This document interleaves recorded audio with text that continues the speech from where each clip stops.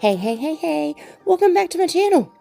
Whew. This video is going to make you feel every type of emotion possible. Now that's my fair warning. Don Wells, the father of missing 5-year-old Summer Wells, decided to hop on panel on the farm on September 5th with Daisy. Now her thumbnail read, "Don breaks his silence." I really hope you're prepared for this one. Let me give you a quick history lesson on the Wells family before we continue any further. Now, if you're an OG and you've been around since the beginning of this case, I'll leave a timestamp in the description box where you can skip forward. But if you don't know all of these details, including about Don's stepsisters, you'll definitely want to listen. On June 15th, 2021, between 6 and 6:30 p.m., 2 calls were made to Hawkins County 911. One call was made by Candus Bly, who called from 110 Ben Hill Road in Rogersville, Tennessee. The second call was made by Don Wells, who called within minutes of leaving a location in Jonesboro, Tennessee, where he allegedly was when his wife Candus called him about their 5-year-old daughter, Summer. 911 dispatch relayed to the responding officers that Candus had gone for a walk, but when she returned, she couldn't locate her youngest child, Summer. Now, Summer's 3 brothers were all inside of the family home on Ben Hill, but Summer was nowhere to be found. So after days of searching every foot around their 11-acre property, where Candus claims Summer was last seen, Summer was never found. 13 days after Summer was reported missing, her parents, Don Wells and Candus Bly, finally did their first interview together on the news. Don had done multiple solo interviews, but everyone really wanted to hear from Candus since she said that she was the last person to see Summer on June 15th, 2021. Don continued to do news interviews, and he even joined different panels here on YouTube. He told the story that he claims Candus told him, and Candus refused to speak on YouTube for a long time. She did end up finding a few small channels that she'd joined, but we mainly heard from Don. Sometimes we'd see or hear them on panels together. I have 7 alibis. Candus ain't got none. She's going down. That brings us to October 2021, when Don was on a panel drinking and fighting with Candus. He decided to hop behind the wheel and drive, intoxicated. That didn't end well because he was arrested for a DUI. Okay, now Don was already on probation from an incident that happened where Candus had called 911 due to her being in fear of Don. She feared for herself, her children, her mother. She filed a police report, and you can see that here. Candus wrote, quote, "He drinks and throws things. I'm afraid of being hurt. He is abusive physically and mentally towards me. I am afraid for my children and myself. My mother fears he is going to hurt her because she is staying in her camper on the property." Don had left before the police got to the Wells property. He was pulled over and arrested then, which ultimately ended up with probation. And this is the narrative from one of the responding officers. It says on October 14th, 2020, deputies were dispatched to 110 Ben Hill Road, Rogersville, Tennessee, for a domestic with assault. Upon turning onto Ben Hill Road, I observed a white GMC Sonoma pulling onto Beach Creek Road. I turned my floodlights on, revealing a male behind the wheel, to be later identified as Donald Wells.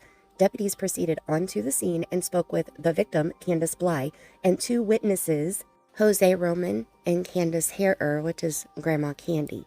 Bly stated that her husband, Donald Wells, left in a white GMC Sonoma. Shortly after, Deputy Winter advised that a white truck was coming up the driveway. I heard the family members begin to fear for his return and heard a member utter that there was a firearm in the vehicle. A felony stop was conducted in the driveway and Wells was detained. When detaining Wells, I observed a strong odor of an alcoholic beverage coming from his person and was stumbling when he was picked up off the ground.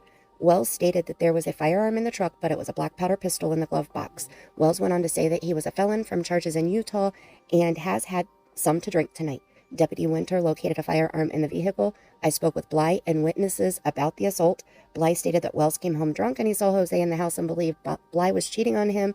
Allegedly, Wells started to argue with Jose and Wells began to struggle with Bly. Bly was pushed down, causing damage to her left knee. Bly and witnesses stated that Wells began punching himself in the face and then left. Wells was taken to the Hawkins County Jail for booking. So when he was pulled over in October, he violated his probation. He was ordered to serve 11 months and 29 days in Hawkins County Jail. And while in jail, he wrote a letter he said that he wrote to his daughter, Summer. Candus, on the other hand, found her voice and panel hopped all over YouTube. Now, when Dawn was in jail, that was the only time that Dawn has been silent in the last 2 years. Because shortly after getting out of jail, the loving couple found new channels to go on and talk. Now, let me give you a quick run through about Dawn's stepsisters, because that's very important since Dawn is breaking his silence about them in this stream that I'm about to review. Okay, here we go. Don Wells was a child when his parents divorced. Now, I'm going to refer to Dawn's father as Donald and Dawn as Dawn to cut out some confusion because their names are the same, excluding their middle names. So Donald remarried after his divorce. His new wife had kids and so did he, but they didn't have any kids together. The 3 kids that are important for this video, Dawn's stepsisters and Donald's stepdaughters, Mary and Jeannie, and then Jeannie's daughter, Trish. So Dawn and Mary are the same age, and Jeannie is 7 years younger than them. I hope you're following me. Okay, so Summer was reported on June 15th, and on June 16th, Jeannie contacted TBI to inform them of something that she experienced through her childhood. Later on, Jeannie and her daughter Trish joined Chris McDonough on his YouTube channel called The Interview Room to share her story. Jeannie shared publicly that her stepbrother, the father of missing 5-year-old Summer Wells, had touched her inappropriately for 7 years, starting when she was just 5 years old, the same age as Dawn's missing child. Dawn was 12 years old when Jeannie was 5 years old. Why is this important or relevant to Summer's case? Well, in my opinion, it's very important for multiple reasons. And I've heard multiple people say that this shouldn't cloud the judgment in Summer's case. And in my opinion, it is very relevant to Summer's case. The first thing that came to my mind when I processed what Jeannie had survived was the fact that Summer's brothers were all older than her, and her oldest brother that she lived with was 12 years old and she was 5. Then there's the obvious that Summer herself was 5 years old, the same age that Jeannie was when Dawn started his quote-unquote games with her. Now you might be saying these are all allegations, right, Mandy? These are just allegations. Dawn has never admitted to this, right? Wrong. Dawn admitted to what Jeannie had said happened, but he changed things a little bit, of course. Jeannie stated that she was touched on a nightly basis, starting around 5 years old. And it ended when Dawn was 19 years old and Jeannie was 12. Dawn was arrested and incarcerated for an extended amount of time. Jeannie also shared that she wasn't Dawn's only victim. Trish was also among multiple others. We played house, Mary. Yeah. She stuck her hand down my pants first. She's the one that initiated the whole thing. Right. It was her. Yeah. Now you're going to hear more about his view of this in this video soon, so I'm not going to stay on this too much longer. Now, Mary, who is also the same age as Dawn, remember, she also spoke her truth with Chris McDonough on the Interview Room channel. She explained an incident that happened to her with Dawn and a couple of his friends. Jeannie and Mary have both spoken to law enforcement to get the ball rolling for justice for them and the other survivors. Now, Chris McDonough is retired law enforcement. He was a police officer, a detective. He has been in law enforcement almost his entire life. So he has an extensive history in law enforcement. And currently, he is a part of the Cold Case Foundation. So he has a lot of law enforcement contacts. So he has been helping the survivors behind the scenes also. Dawn and Candus spoke to Chris early on in this case, and he was able to interview both Dawn and Candus separately, and he was able to make his own opinions, and he shared those publicly. Now, let's just say he wasn't supportive of Dawn at all. He has shared many great points on his channel and on another channel called The Lab, who the host is Josh. Now, needless to say, Dawn hates Chris McDonough and Josh. And you're going to hear a ton about them in this video too. Now, if I have missed any important information, I'll share it as I review the stream. This just gives enough for anyone who hasn't followed this case since the beginning like I have.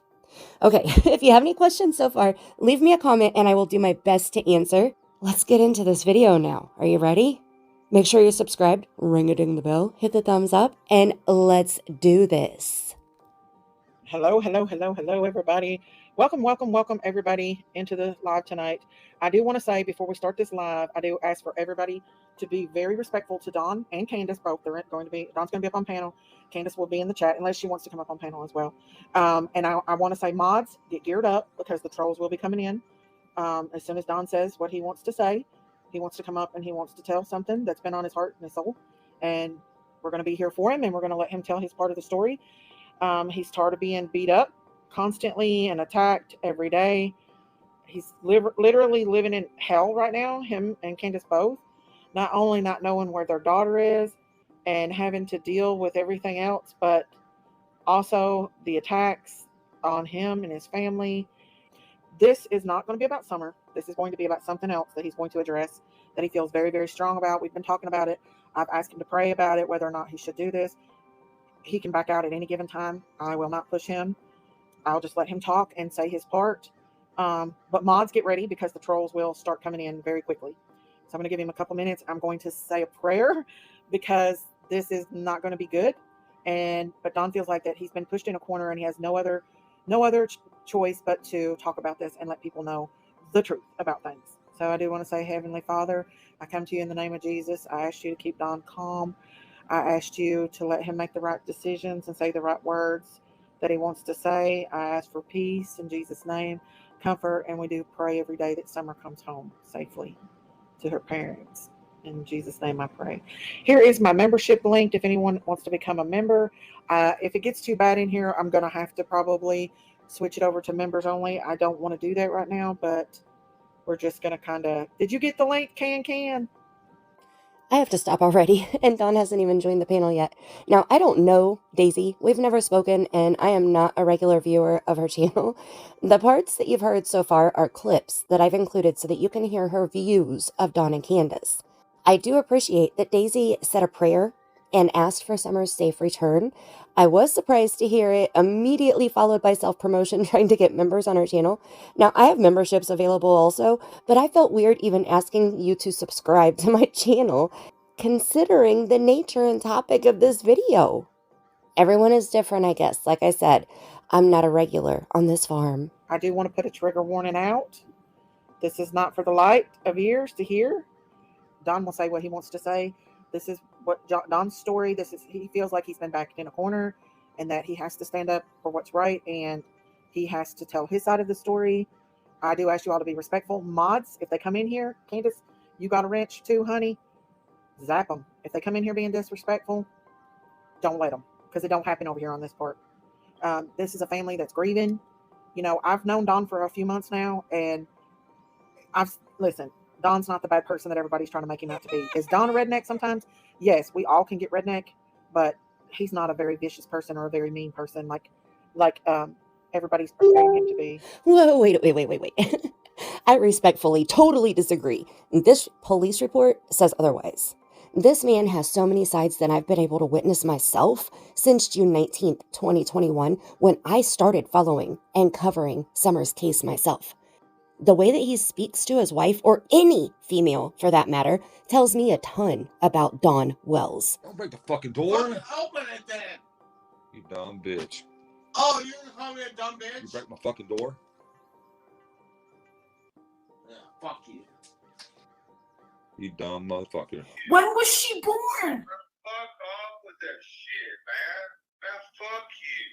What even fucking year it is? I fucking work my ass off every fucking day. You think everybody gives a fuck about that? know your daughter's birthday.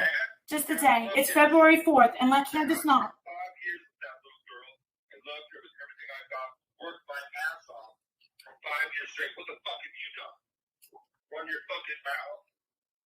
You're gonna run your fucking mouth, that's it? Man, fuck you. Who the fuck you think you are? I'm no one special. I'm no one special. I'm just someone that cares about where your baby is. That's all. Man, fuck you, bitch. No. How can you say fuck you when we... I When, raised that fucking little girl. I fucking done everything I can for that little girl. Man, fuck you. I was in the hospital when she was born. What day was that? My ass off, man. Fuck you. Shut the fuck up, bitch. I Okay. fucking raised her. I didn't fucking ask for nobody's help. I built this fucking addition over here. I've done all kinds of shit that you have no idea. You have no fucking clue, motherfucker. Why don't you fucking raise your voice to me? I won't. I respect you. Thank you. You're welcome. I sure don't need to speak to him in private to know that Don isn't just redneck. I could play 10 clips right now of nasty shit that Don has said on YouTube that would blow this "he's just redneck" shit out of here real quick. Like, is Daisy new here? Don isn't a mean person like everyone's portraying him to be. Nobody needs to portray that man in any way. He has shown us many times himself. Let's continue. Now, I want you all to keep an open mind. This is Don's story, and he said he doesn't want to come out with this, but he feels like he's been back in a corner. I do want to say this is all speculation, and people are innocent until proven guilty in the court of law, but this is Don's story. Hey, Don, what's up?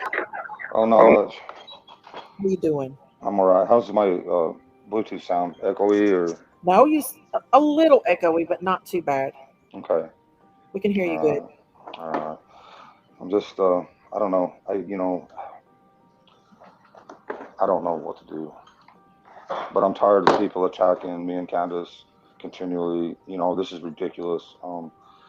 We had a very loving family, and someone takes our daughter, and then all of a sudden we get attacked. At the beginning, when I very first opened my very first Facebook account, because I had so many sleepless nights thinking about summer and where she could be and how I could just going crazy, absolutely crazy. So I created a Facebook account, and it just blew up. It just completely blew up. And things got blown out of proportion. Well, I guess I should go back to, when my dad first married my babysitter. Okay, so it seems that Don wants to go all the way back with his stories in this stream, and we're going to roll with it and follow along. I'm going to interrupt to add some facts. He says that he's had a very loving family, right? I want to point out something obvious, but most people don't think of right away. Now, I'm sure that Don and Candus do love their kids. I have no doubt that they do. I just feel like they both love Don more. And I say that because it's been 27 months since Summer was reported missing. It's been 26 months since the boys were removed from Don and Candus. Where are the boys today? Not with Don and Candus, right? I know CPS puts a family plan in place when a removal happens. Foster care is supposed to be a temporary placement to give parents time to get their own shit straight without the sole responsibility of their kids. So what have Don and Candus accomplished in the last 27 months? Don does what Don wants, and Candus just follows along. The second thing I wanted to say before we continue, still talking about them being a loving family, is we're all raised differently. But I bet the majority of us love our parents, even if we had abuse in our childhood. Victims love their abusers. If the abusers are their parents, most likely the kids don't even know the abuse they're experiencing is abuse. The abuser usually brainwashes or programs or threatens their victims. Now, I'm not saying that the Wells kids were abused because I wasn't there. I am saying if they were, they wouldn't have known any better and they would love their parents regardless.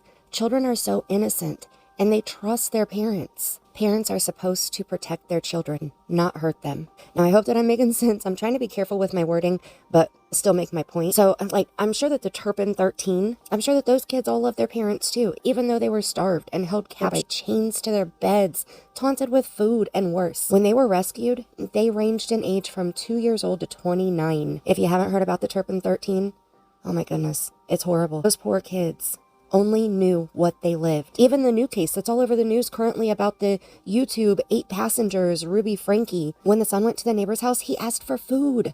When he heard that law enforcement and EMTs were going to respond, he said no. The dispatcher is heard saying they'll send an ambulance, and in the background, the boy tells the neighbor that he doesn't need help and that nothing bad was happening to him at Hildebrandt's home. I mean, that says it all. The kid genuinely believed that everything was just relatively fine. He was just a bit hungry. I'm sure the Wells kids love their parents too. Let's keep going before this becomes a 10-part series. Which, you know, so these Mary, Jeannie, Sherry, all them, Debbie, and all them are my stepsisters. You know, my babysitter became my stepmother. So she's been babysitting us since we were little kids. So we've known, me and the step family have known each other for a very long time. And, you know, throughout the divorce, my dad, you know, literally destroyed in every way, went after my mother. They done everything to destroy my mother, and they also done everything they could to destroy their real dad. They didn't even hardly want anything to do with their real dad because my dad had just, you know, and I'm not trying to say anything bad about my dad or my stepmother or anything else. They fell in love. Okay. He's not trying to say anything bad means, oh, watch out. He's about to go low. Even though it's not his story to tell about how his stepsisters felt or viewed their biological father. But let's listen anyway. These are the dynamics of a divorce. There's a lot of brainwashing and hatred and destruction of every kind, destroying each other's credibility and you know, in every way. You're trying to brainwash the kids into hating their real dad. They're trying to brainwash us into hating our real mother, and on and on and on, and how great they are and how much losers the other ones are in every way possible. So this is what my step family and those kids learned at a very young age. Right. This is very, you know, it's horrible. It's horrible what had happened to their real dad. He was a really nice guy. I've had many conversations with this guy. Really nice guy.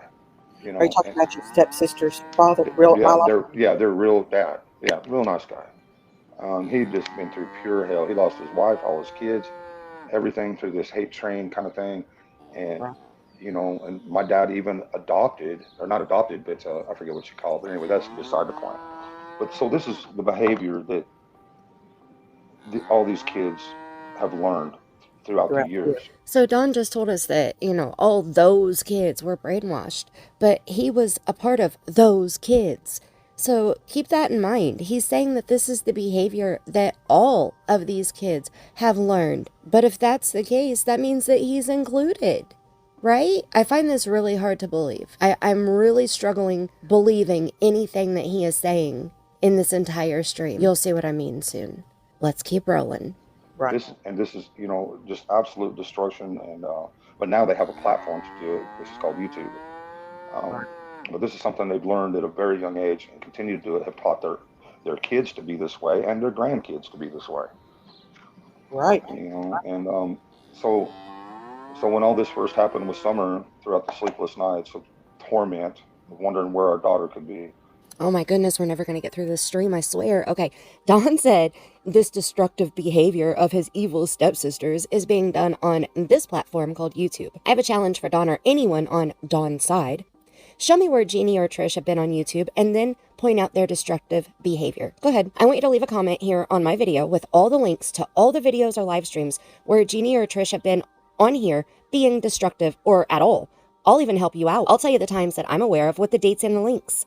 Trish came on first on Tiffany Marie's panel back in July of 2021 to answer questions during Tiffany Marie's live stream. The second time we saw Trish was the first time we met Jeannie. That was on August 22nd, 2021 on the Interview Room channel when Chris McDonough let Jeannie share her truth as an SA survivor. Trish was there for support of her mom. The last time I heard Trish was on September 6th, 2021, when she went on Tiffany Marie's panel again to clarify that she and her mom weren't the ones panel hopping. That was Dawn doing that. If you'd like to hear what Trish said the third and final time that she was on YouTube, I have it here on my channel. It's titled Refresher Number 1. It's a video I just uploaded recently. I'll make sure that I link all of these videos that are available in my pinned comment, and I'll be waiting for any other links that anyone else can provide, because I'm only aware of Trish being on a panel 3 times and Jeannie on a panel once. Now, I know that Mary has joined panels more often, especially after she got that scandalous and obnoxious prank call from Candus with Dawn in the background telling her what to say at 12:30 in the morning, trying to get Mary to believe that Dawn was arrested, but being beat up by the cartel in the driveway, but being taken to Boston. That was so skanky and inexcusable, and showed that they are truly shameless. I have a bad feeling that I'm going to be dropping a whole lot of F-bombs during this video. I can feel my face getting hot already. Let's keep rolling. I opened my very first Facebook account, and the very first lie that come out was Trish Nelson saying that I had raped her for 7 years. And probably not a lot of people know this, but that was the very first lie. And I had people coming at us left and right, people, and I didn't even, that was the very first lie that come out. She said I raped her for 7 years of her life, which would be my, not even my stepsister, my I don't know. Right. So My step niece, I guess. But, did she not have any proof or anything of that? She just no, they, Yeah, you just heard Daisy ask if an SA victim had proof of the SA. She didn't ask Dawn for proof that it was even said, though. Make sure that you're subscribed and ring a ding my bell so that you don't miss my full response to Daisy asking if an SA victim had proof of the SA. I promise you won't want to miss part 2. If you enjoyed part 1, smooch the thumbs up or the thumbs down if you didn't. Make sure that you leave me a comment if you have any questions, concerns, or if I missed anything so far. I can't wait to read your comments. Thank you so much for watching, and until next time, I love you bunches.